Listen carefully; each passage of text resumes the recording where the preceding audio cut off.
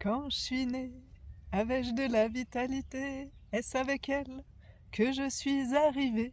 Et si oui, quand est-ce que je l'ai perdue? Et si oui, quand a-t-elle disparu? Peut-être au détour d'une tristesse, d'une déception ou d'une détresse. Pour rassurer autour de moi, pas faire trop de bruit, mesurer mes pas. Pourtant on m'avait dit que j'étais pleine d'énergie, j'aimais grimper et rigoler, oser tomber et me relever. Faire des poèmes et des dessins et sauter du lit chaque matin. Mais où est donc passée ma belle vitalité? Et toi, c'était comment avant? Et toi, comment es-tu vivant? Et toi, es-tu en attente? Aujourd'hui, comment es-tu vivante? Et toi, c'était comment avant? Et toi, comment es-tu vivant? Et toi, es-tu en attente? Comment es-tu vivante? Bonjour à chacun et chacune. Et je vous fais cette vidéo sur l'invitation de Cécile et Emmanuel qui m'ont demandé de parler de mon chemin avec la vitalité. Et j'ai beaucoup de gratitude pour cette proposition qui nourrit ma vitalité.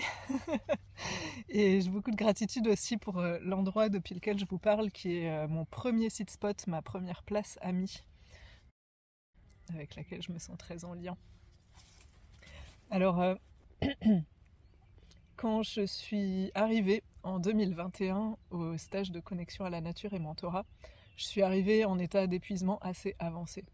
Ça faisait 5 ans que j'avais fait un burn-out et que j'arrivais pas à en sortir. Et à la fin de la semaine, j'ai senti en moi qu'il y avait quelque chose qui avait complètement changé. Il y avait une lumière qui s'était rallumée en moi. Quelque chose que j'avais jamais senti de toute ma vie d'adulte, en tout cas, et peut-être même que j'avais jamais senti une partie de ma vie enfant. Et du coup, c'est assez naturellement que je me suis mise en mouvement pour m'inscrire à la suite de la formation avec l'appel du mentor. Et pendant la formation, j'ai vu vraiment quelque chose d'étonnant se passer. Il y avait... chaque année, on était invité à un moment donné à se relier à nos passions d'enfant. Et la première année, quand on a été invité à ça, j'avais juste envie de pleurer. C'était douloureux et triste de me relier à ça.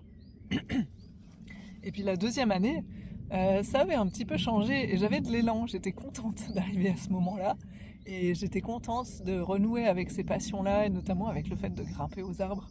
Je me suis remise à grimper aux arbres et à trouver la joie que j'avais enfant et adolescente de bouger mon corps comme ça et de sentir que je pouvais aller jusqu'au plus haut de cime. Et puis la troisième année, sans même que je m'en aperçoive ou que je le décide vraiment, je me suis rendu compte que j'étais en train moi-même de proposer des ateliers pour des adultes pour se connecter à leur passion d'enfant dans la forêt. J'ai fait des ateliers dans des festivals et puis dans la forêt près de chez moi. Mais alors je me suis dit, qu'est-ce qui s'est donc passé pour passer de cet état d'épuisement où j'avais aucune énergie, peu d'élan, où tout me coûtait beaucoup, à un moment où c'est moi-même qui propose des choses et où je me sens de contribuer et d'avoir suffisamment d'énergie pour ça.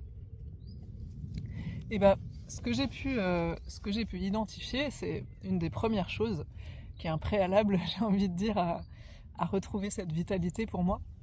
Ça a été Pardon, il y a des feuilles qui s'envolent. J'ai pris quelques notes pour savoir exactement ce que je veux vous dire. Et la première chose en préalable, je disais, c'est que je me suis sentie tellement accueillie pleinement pour ce que j'étais, là où j'en étais, avec ce qui se passait pour moi. Accueillie dans mes capacités, dans mes incapacités, accueillie dans mes deuils et mes difficultés. Et une des choses qui était assez extraordinaire pour moi, c'est que peut-être vous, comme moi, vous avez fait déjà été accompagné par des thérapeutes ou des coachs ou différentes personnes qui vous accompagnent pour avancer dans votre vie, être mieux ou résoudre des problèmes ou aller vers des guérisons. Et moi j'en ai fait plein, des choses comme ça, j'ai été beaucoup accompagnée et c'était utile et j'ai beaucoup de gratitude pour ça, mais il manquait quelque chose d'ancré vraiment dans le vivant. Parler avec quelqu'un dans une pièce, même si c'est en parlant relié au corps, même si c'est parfois en dansant ou en chantant, c'était complètement hors sol par rapport à la vie quotidienne. Et là, j'ai senti que je pouvais être accueillie dans de la vie quotidienne et collective. Et notamment de pouvoir vivre mes deuils, mes guérisons, mes difficultés dans l'attente des deuils, qui est en général présente dans les stages, tout en sentant que tout le village continuait à vivre autour de moi et que j'avais pas besoin d'être accompagnée spécialement par quelqu'un, mais juste de pouvoir vivre ce que j'avais à vivre en sentant la communauté qui est là, en n'ayant pas besoin de me séparer de cette communauté pour aller résoudre mon deuil ailleurs, ou toute seule, ou dans une pièce fermée. Ça, c'était déjà quelque chose. Et c'est un préalable, j'ai envie de dire, pour déjà pouvoir arriver depuis là où je suis, pour que à partir de là des choses puissent se remettre en mouvement. Et puis la deuxième chose, c'était de jouer et de bouger et de courir et d'explorer avec mon corps et de retrouver cette vitalité naturelle du corps grâce au jeu et grâce à l'exploration. Notamment, j'ai des souvenirs absolument mémorables de jeux dans des stages à plein de gens et à beaucoup rigoler.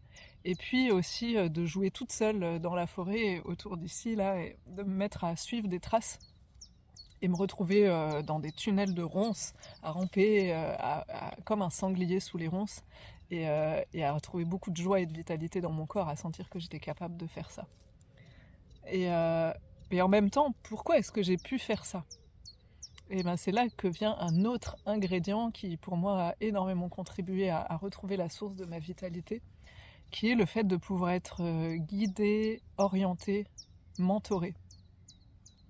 Parce que si j'ai pu ramper sous les ronces sur les traces d'un sanglier, c'est parce qu'à un moment donné, quelqu'un m'a dit que déjà qu'il y avait des sangliers, m'a montré aussi des empreintes de sangliers, m'a questionné sur mais où vivent les sangliers, comment, où dorment-ils, où sont-ils pendant la journée, pendant la nuit.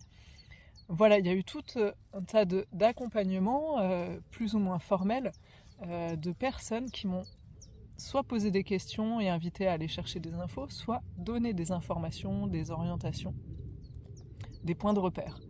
Et ça, pour moi, c'était vraiment une des choses les plus extraordinaires. J'ai vécu vraiment dans toute mon enfance dans un environnement très bienveillant, très accueillant, mais avec aucune orientation. Tellement de confiance que je pouvais faire par moi-même, que j'ai manqué de transmission et d'orientation, d'expérience d'autres qui ont quand même une expérience valable et qui peut faire gagner beaucoup de temps et justement éviter de se retrouver dans des ornières ou dans des incapacités juste parce que ma conscience ne sait pas que telle ou telle chose existe. Donc ça, c'était vraiment quelque chose de très important. Et un des endroits où ça s'est manifesté beaucoup, c'est dans tous les arts ancestraux, de pouvoir retrouver cette capacité à faire des choses avec mon corps, à transformer la matière, qui était quelque chose que j'avais jamais appris, que je sentais qui me manquait énormément, qui m'empêchait de sentir des bases et un ancrage dans la terre, et cet ancrage pour pouvoir faire émerger la vitalité. Et parmi les arts ancestraux, un qui m'a beaucoup accompagnée, c'est tout le chemin du feu. Et symboliquement, c'est assez extraordinaire pour se reconnecter à sa vitalité. J'ai beaucoup de gratitude pour toutes les personnes qui m'ont soutenue, qui m'ont fait confiance et qui m'ont donné des orientations, surtout, qui m'ont donné des orientations pour petit à petit faire mon propre chemin du feu, mais en pouvant être relié au chemin de l'humanité avec le feu et au chemin des autres. Ouais, je crois qu'il y a quelque chose de vraiment important là-dedans pour moi, qui fait renaître la vitalité. De ne pas tout refaire, de ne pas tout réinventer la roue par soi-même.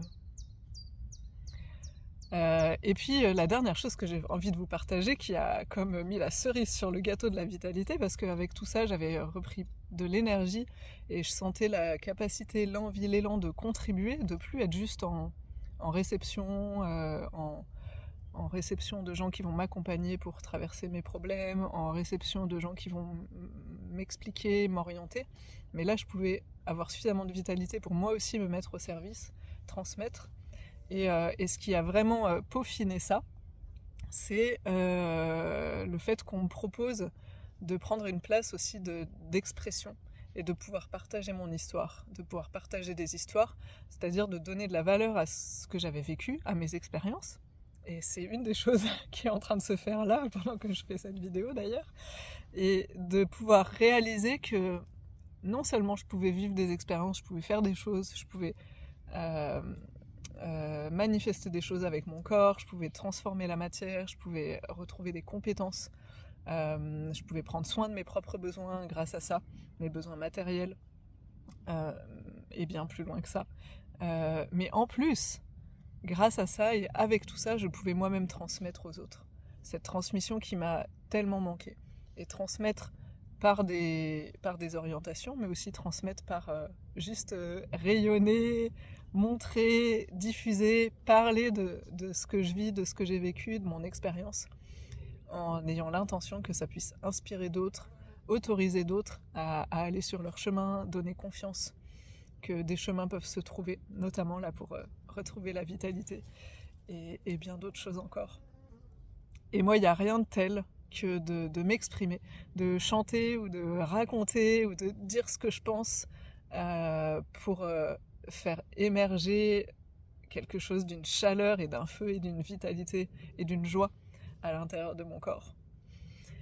Alors voilà, je crois que c'est ça que je voulais vous partager sur un chemin possible qui a été le mien avec la vitalité.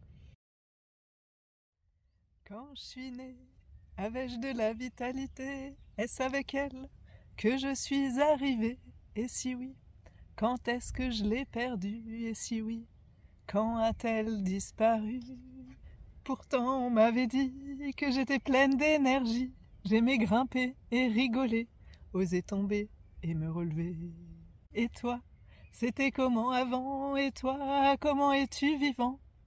Et toi, es-tu en attente? Comment es-tu vivante?